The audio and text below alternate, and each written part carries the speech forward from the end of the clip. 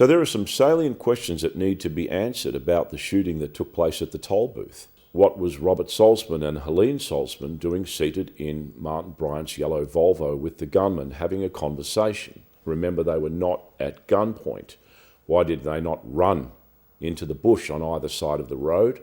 Why did they not try and grab the firearm when they were accosted once the argument had taken place?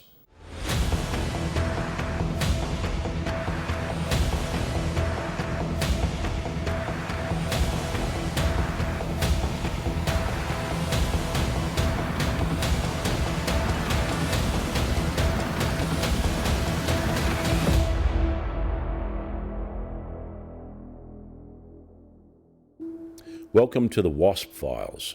Some of this material may be distressing and viewer discretion is advised. There were some odd occurrences during the Port Arthur Massacre that were never explained during the pre-trial hearing or in the many years afterwards.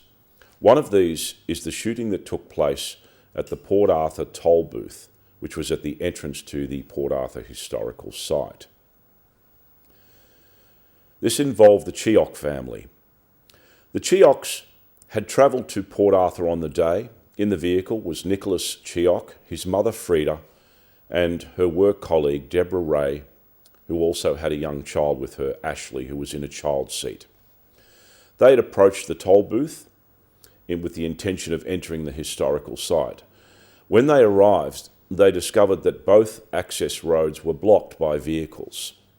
In the incoming lane on which they were travelling, the lane was blocked by a gold bronze BMW with two occupants sitting in the vehicle. The vehicle was not running and the vehicle was not travelling, it was simply parked. In the outgoing lane from the Port Arthur historical site, about 6 metres back at the rear of the BMW was Martin's yellow Volvo. The Cheocks described that seated in the yellow Volvo, in the front driver's seat, was a blonde-haired male.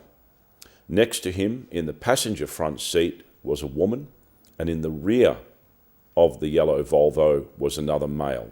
Sitting in the front seat of their vehicle, Nicholas Cheock had a very clear point of view of the altercation that was taking place on the road ahead of them.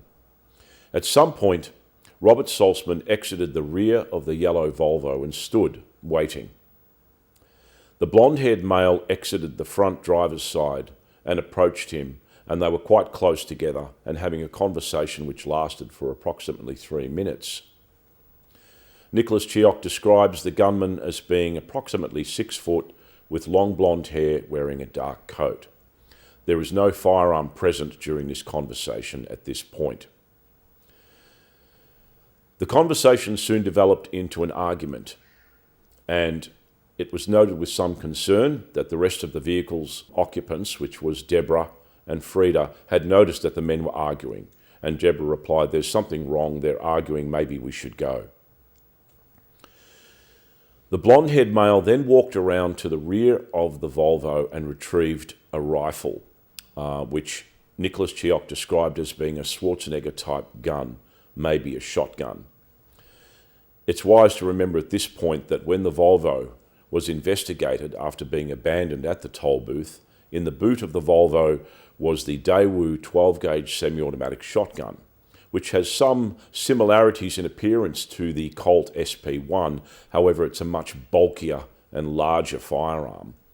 Nicholas described the rifle as being greyish in colour with black components to it, which in some ways very much marries up to the 12-gauge Daewoo shotgun. However, Gerard Dutton's ballistics report on the Port Arthur shooting does not mention a shotgun being fired at any point. The argument continued, and then the blonde-haired male lifted up the firearm and fired at close range into Robert Salzman's chest. Nicholas Cheock described his chest as caving in before he collapsed to the road. Russell Pollard then exited the driver's side of the parked gold BMW and walked over to where the gunman was. There was a short conversation before the gunman shot him as well. The gunman then walked around to the front passenger side of the Volvo and dragged out Helene Salzman and shot her on the side of the road. Following the shooting of Helene Salzman, the Cheoks had rapidly reversed their vehicle to escape the scene of the shooting. We later discovered that the shooter had also dragged Mary Nixon from the front passenger seat of the BMW and shot her as well and left her by the side of the road before commandeering the BMW and driving onwards towards Seascape. So there are some salient questions that need to be answered about the shooting that took place at the toll booth. Remember that just a short distance down the road towards the Port Arthur historical site, the gunman had shot and murdered Nanette Mikak and her two young daughters, Alana and Madeleine, by the side of the road.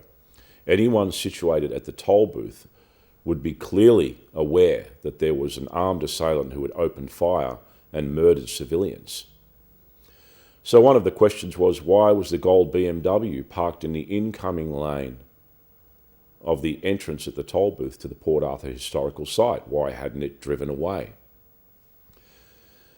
The other question was, what was Robert Salzman and Helene Salzman doing seated in Martin Bryant's yellow Volvo with the gunman having a conversation? Remember, they were not at gunpoint. Why did they not run into the bush on either side of the road?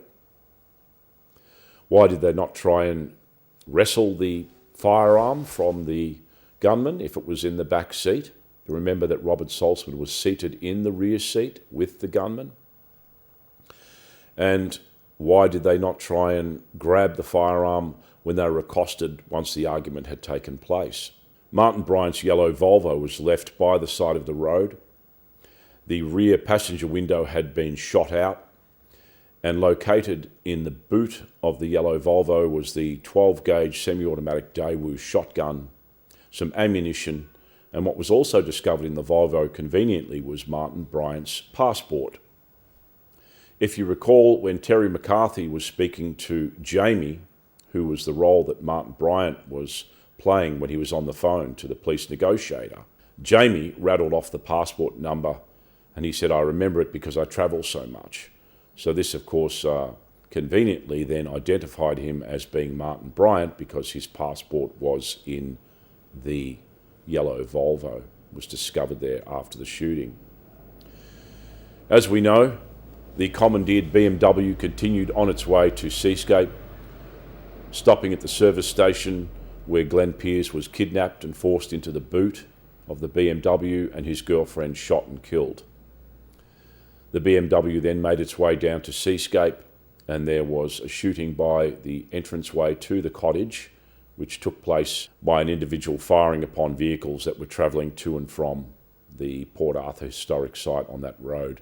These questions need to be answered, as well as many other oddities that surround the Port Arthur massacre, and without an inquest and without an open trial, they remain once again a mystery.